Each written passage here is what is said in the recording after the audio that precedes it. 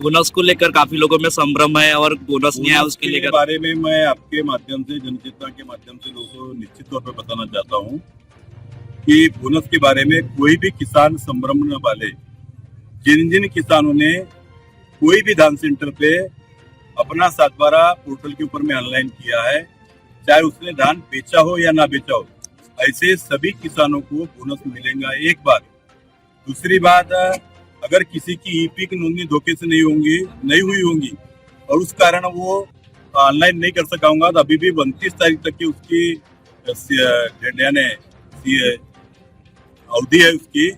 29 तारीख तक के तलाठी के पास जाके ऑफलाइन में अपना उनका साइन लेकर के वो अपने कोई भी सेंटर पे जाकर के अपना 7/12 ऑनलाइन कर सकते हैं। यानी सभी किसानों को 29 तारीख तक की फिर से मर्यादा दी है और ये 29 तारीख तक के ये जब पूरा ऑनलाइन हो जाएगा, उसके बाद में तुरंत में सरकार सभी किसानों को बोनस देने वाली है। 20,000 रुपए हेक्टर के हिसाब से और 2 हेक्टर की मर्यादा में ऐसे 40,000 रुपए किसानों को मिलने वाले हैं।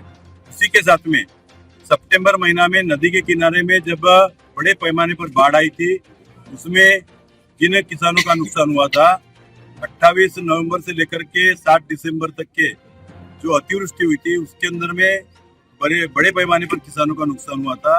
ये सब मिला के करीब 22,000-23,000 किसान अपने अकेले गोंदिया तालुका के हैं। इनका 32 करोड़ रुपया हमने मंजूर करा करके ला करके तहसील ऑफिस में दे दिया है। आने वाले 20 तारीख से इनके सब अकाउंट वेरीफाई करके ये पैसे डालने की प्रक्रिया शुरू होने वाली है। और आपको बताते आनंद होता है कि सभी किसानों को हम 27,000 रुपए हेक्टर के हिसाब से पैसा दे रहे हैं और 3 हेक्टर की मर्यादा तक के ये पैसे दिलाने का काम हमने किया है।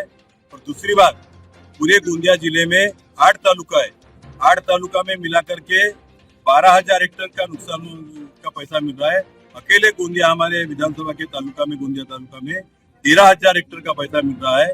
पूरा मिला के जिले में 65 करोड़ रुपए मिल रहा है।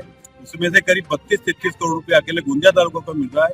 इसका अर्थ यह है कि लगातार जो किसानों की जो नुकसान था, और पहली बार कभी भी खड़े फसल का नुकसान होने का पैसा मिलता था, लेकिन इस बार चाहे खड़ी फसल हो, चाहे काटे हुए जो कड़पे हम कहते हैं या जया पुंजने जिसको हम खरई कहते हैं, ये जिसका जैसा भी नुकसान हुआ होगा और जो भी किसानों ने अपना पंचनामा कराया होगा, ऐसे सभी किसानों को।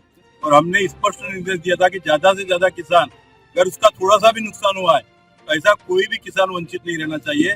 और ये सभी किसानों को पैसा 8-10 दिन के अंदर में उनके खाते के अंदर में आ जाने वाला है।